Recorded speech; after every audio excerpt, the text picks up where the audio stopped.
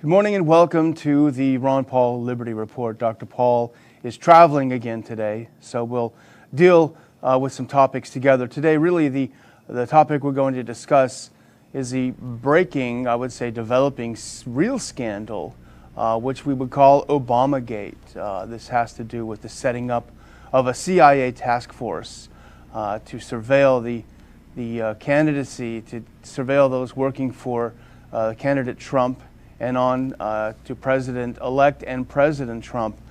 Thankfully, to sort out a lot of these, arcane intelligence community, intelligence agency aspects of it, I have my good friend Phil Giraldi joining me today, and we're going to look at some of the things that are being written about it, not on the mainstream media, by the way, but are being written about it, some questions that are being asked, and some really potentially very, very grave conclusions that could be drawn from this. So, Phil, thanks so much for joining us today. Well, thank you for having me on again. Well, we both read some pieces by Larry Johnson, former colleague of yours in the CIA, a friend of ours, spoke at our conference, and there's been other writing about it. But he first reported that John Brennan, then CIA director, had set up a task force, CIA task force, in early 2016. And there's a specific meaning of what the word task force is in the CIA.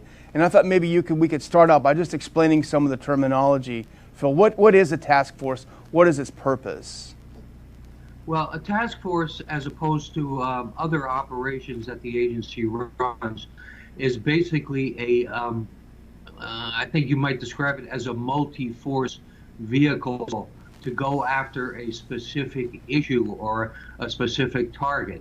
It has a legal definition in terms of how it's structured, but I think the important thing to note about it is that it also is empowered to draw in other elements from the national security and intelligence communities.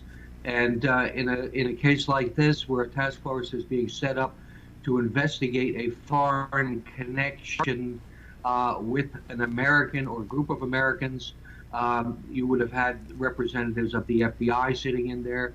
We would have NSA people sitting in there. You would have CIA analysts sitting in there, and also CIA case officers who were experienced in operating overseas. So you have quite a potent mixture of people with many different capabilities. NSA could tap phones, FBI could do domestic investigations, CIA analysts could tie all the material together, and CIA foreign operatives could go to foreign intelligence services to get their information on the target. Well, just generically speaking, Phil, what would they set up a CIA task force for in the past? What sort of a thing we need a task force to handle this? Well, for example, the Iranian alleged nuclear program would have been handled through a task force. That would be one perfect example. There might be other issues where you have foreign suspected proliferation, and that would also attract a task force. It tends to be something where there are both domestic, foreign, and transnational implications. So you have a task force that brings together all of these resources. Okay, and an important component that also, if you don't mind explaining, because I think it's really important, this was a hand-picked group, of course, picked by Brennan and Clapper, I think, as well, but primarily by Brennan. But it also relied, and you alluded to this earlier, Phil, it also relied on allied foreign intelligence organizations such as MI6, the Australians, the Italians, the Israelis. This is what Larry Johnson wrote. Why would they reach out to foreign intelligence agencies to work on this task force? Well, there are a couple of obvious reasons. The one obvious reason would be that foreign intelligence agencies would have access to sources of information that the U.S. might not have. But the big reason, of course, is that the CIA in particular is not supposed to be operating against Americans. Now, there are waivers that permit that to happen on occasion, but the fact is it's a general rule, and it's a rule that really is usually observed. So the big reason to go to, say, the British to get information on Donald Trump or on some other American would be because the British could do the investigation legally, and the United States, there certainly would be questions raised if they were doing it or any U.S. entity were doing it. So it's kind of like information laundering, really. You go through a different source so you can be protected. Well, according to Johnson, the task force was set up. Originally, it was justified as a counterintelligence operation because, of course, President Trump is a tool of Vladimir Putin. So that was sold as a counterintelligence operation.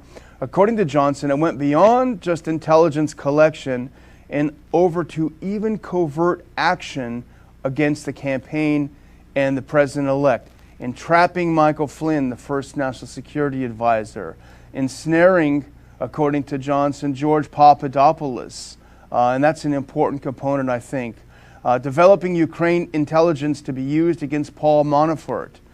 They needed scalps, and they were producing scalps, and it makes me wonder about someone like Maria Butina, who happened to be caught in the crossfire, whether she wasn't a necessary scalp that they needed to drive this narrative that somehow the Russians were deeply involved.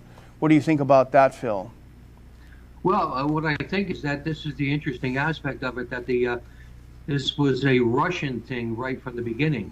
And basically, as far as I'm concerned, it was a fabrication right from the beginning. Russia was the obvious choice of a country that you would want to use as being a corrupter of American politicians. So it's pretty obvious why you would do that.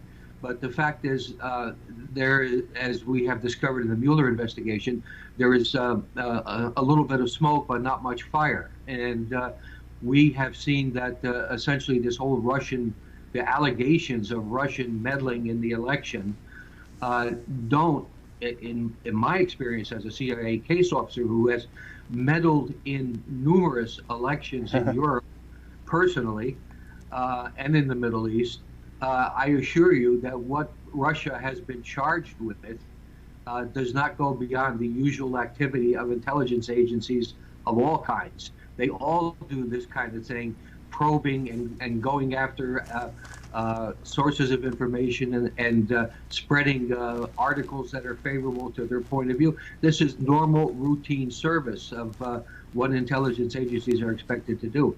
So anyway, there's that element to it. But it's interesting that Russia was kind of set up. And in a way, you could say that this is where Russiagate came from. Mm-hmm. Well, Phil, surely you're not suggesting that the U.S. interferes in the elections of other countries overseas, are you? No, I wouldn't say that. I think because we are the leaders of the free world, we have a right to interfere in other countries. It's only for their own good. But yes, I think one of the key things, and you talk about the origin of Russiagate, and supposedly we have a task force of sorts set up by Attorney General Barr, including Prosecutor Dunham, who's looking into the origins of Russiagate. And let's hope, I'm afraid some hope is misplaced, but let's hope he actually does come to the bottom. But for me, the whole core of the Russiagate, aside from the setting up of this task force, is the 2017 Intelligence Community Assessment. Not an NIE, not an official product of the intelligence community, but sort of a cooked up new product, kind of a new Coke of the intelligence community.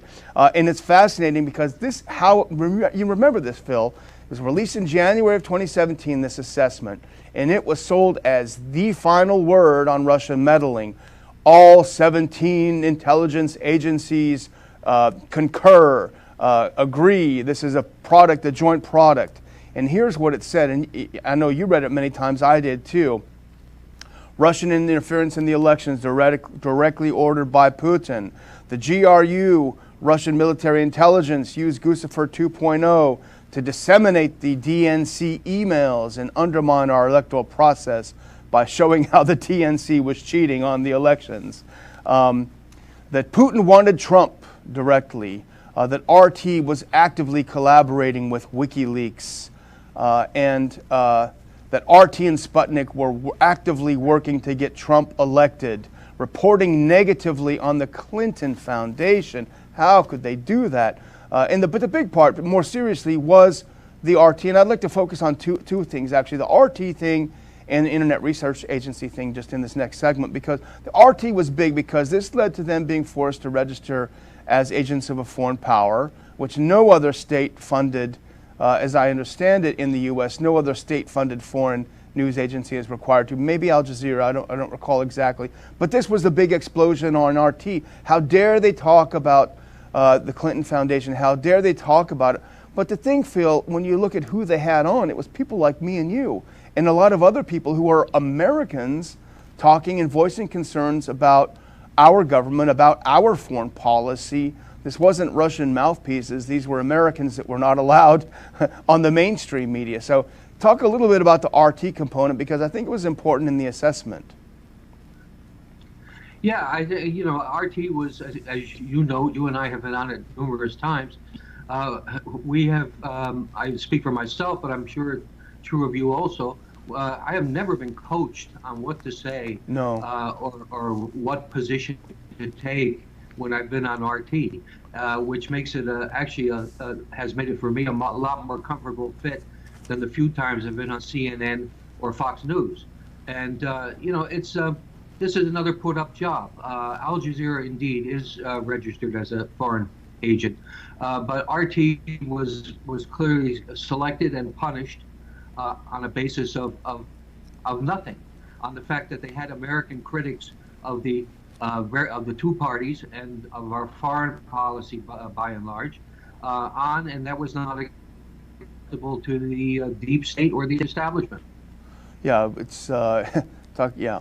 So the Internet Research Agency is the other big part, I think, because that had to be the bogeyman. That had to be the big thing. That's how the whole thing happened. Putin set up the Internet Research Agency to put ads on Facebook of Jesus fighting with Hillary. It made Americans go crazy and vote for Trump. That's really the story, I guess. But it didn't work. It didn't really work out that way, even though the report itself claimed ties to Russian intelligence services. It didn't explicitly make the connection. It was inferred. What about the role of this demonization of the Internet Research Agency as an agent of Putin in the intelligence assessment? Well, the alternative view of the Internet Agency was that it was largely a commercial effort, and I think there's a lot of credibility to that. Again, this definitive report that was put out in 2017 basically was real light on evidence. It was real heavy on implications, and of course we always come back to the Steele dossier, which was a source of information that went into that report and went into all the assessments that were made in 2016 by this task force and by all the other people who became activists in terms of looking for a Russian role in the election. And that itself, of course, has been widely discredited. It's like you bake a cake and you substitute salt for sugar. Doesn't matter what else you do, the cake is not going to taste good. It's not going to be a good cake, and it seems like that's what they did, relying so heavily on the Steele dossier.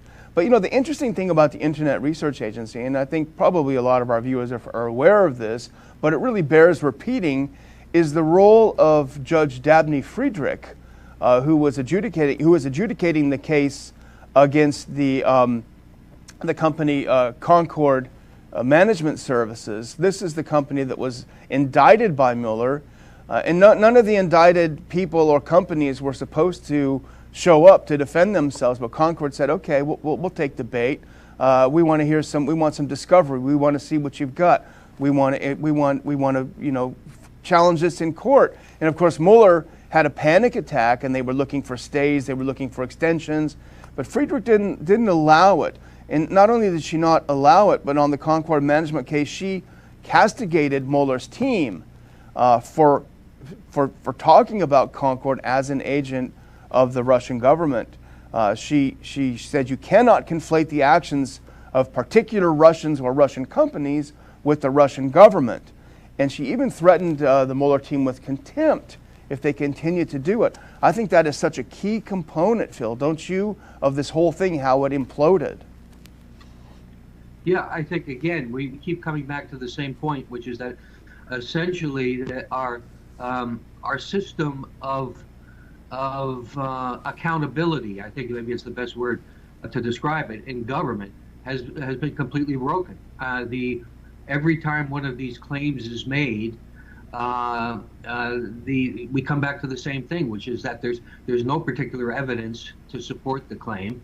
I think you may have written the article, or I may have written the article, where we said we reached the point where if one of us were on the street and met a Russian and shook hands with him, we'd be in trouble.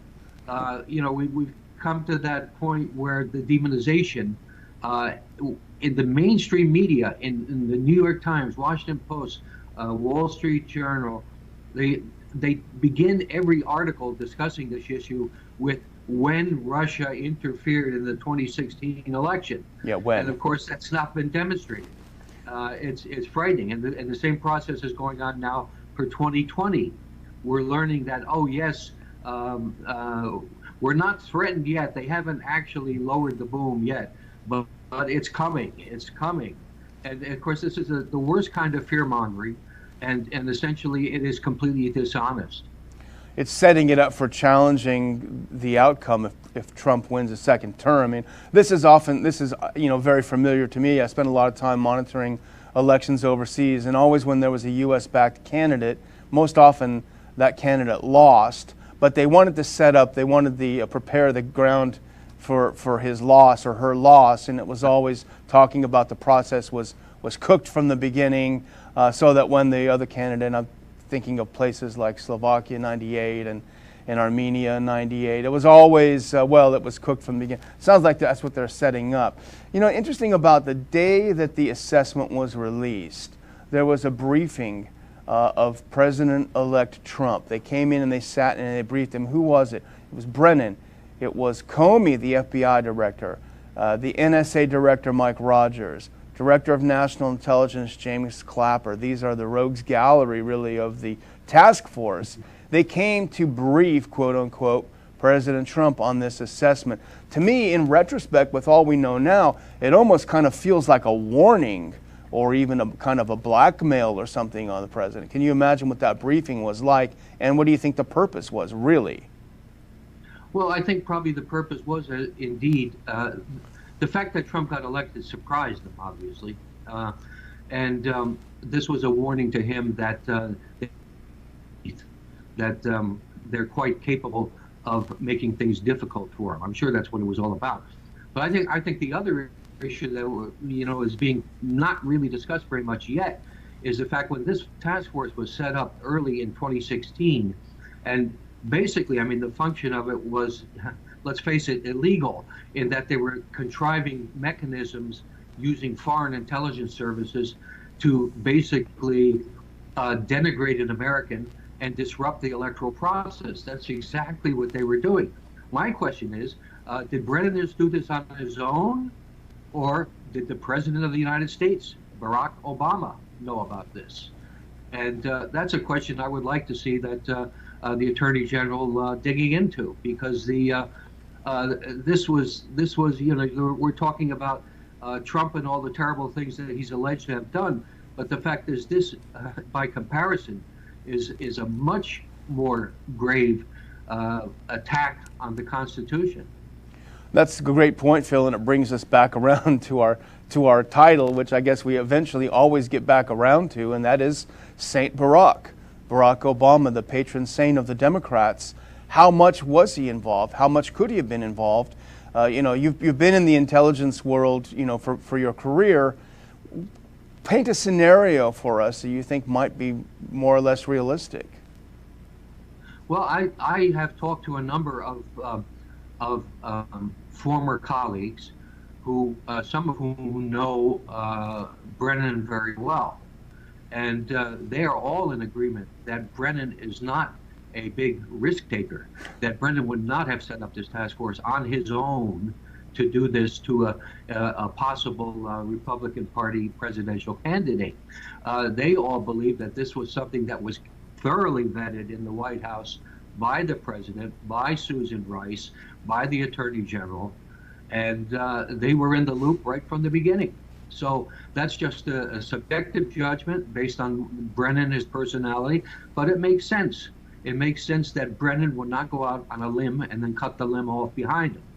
And I would think it's something that we want to pursue over the next few weeks, and hopefully some more will come out on it. There's a lot of interesting things in that comment, Phil. One is Susan Rice, who, along with Ambassador Samantha Power, were involved in another scandal that you don't really hear about, which is the massive amount of unmaskings of Americans who were surveilled, and this happened in 2016. There was a big uptick in unmaskings at the behest of Rice and Power. When Power was asked about it, she at first said, "No, there's no such thing." And then they said, "Well, look here. This is how many you did in this period versus before." And she said, "Well, it may have been done under my name, but I didn't do it." This seems to suggest that there was a massive surveillance of Trump's campaign team just looking for things, fishing for things. We're getting close to our closing, but I don't think we can ignore the unmasking issue. No, I don't think we should. I mean, there's a whole pattern of illegality under the Obama administration, which people would choose to forget now that he's been beatified. And I think this is unfortunate. The guy was the one who started the assassinations by drone of American citizens. There are a lot of things that they would want us to forget. And I would also add to that list of names I just gave out, well, of course, Hillary Clinton would be right in the middle there too. Yeah. Secretary of State. So, let's let the die fall where it will, and let's see what level of corruption the Democrats are responsible for.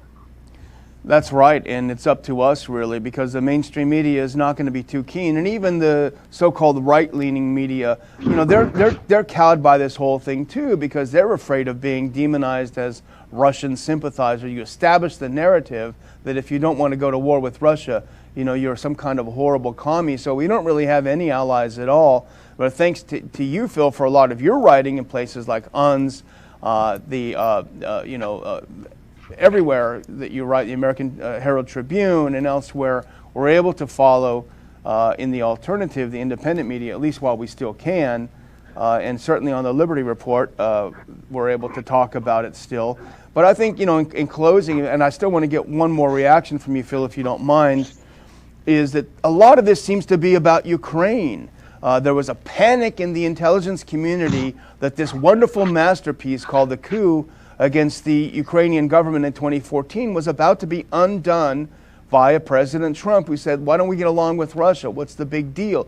It's not super enthused about continuing the support of the Ukrainian government, probably not through any virtuous foreign policy philosophy of his own, but just not super enthused about it. So now we're having people come out, like the alleged whistleblower, Cherella, who was a Ukraine guy at the NSC staff. We have Alexander Vindman, who was born in Ukraine, and he even in his own testimony said that he was worried that the president was undermining our national security by withholding offensive weapons from Ukraine to fight with Russia. I mean, what the hell is going on with these guys who are under the president, thinking that somehow they were elected to conduct U.S. foreign policy? Somehow it seems that Ukraine was the key, and that's what threw everyone in a panic. Yeah, Ukraine keeps popping up in this story, and of course, again, that's something that occurred under Obama. Yeah. And so it's again like there's a web of deceit going on, which is bipartisan, but the fact that the media and the chattering class in the United States has essentially been wanting to see this as a Russian issue, it shows how effective they've been at deflecting it away from the reality that you and I are seeing. When Ukraine comes up, Ukraine, how does it keep coming up? Well, it was a $5 billion investment by the United States to overthrow the government there. So it's again, let's really look at these issues. There's only one politician running for office that even talks about this, and that's Tulsi Gabbard. And she is being demonized as much as they are capable of doing. Yeah, and Hillary's doing a job with that. She actually did her a favor. Tulsi should send her a thank you note. Well, we're watching it closely, and we're watching what happens. We're watching how it plays out, and it is very important. This is what happens when you embrace a foreign policy of interventionism. It comes back to haunt you. Phil, I can't thank you enough for adding your really important insights to this. And I also can't thank our audience enough for joining us, many of you on a daily basis, and watching and commenting on and telling your friends about the Ron Paul Liberty Report. So thanks very much. Please come back and see us soon. Thank you.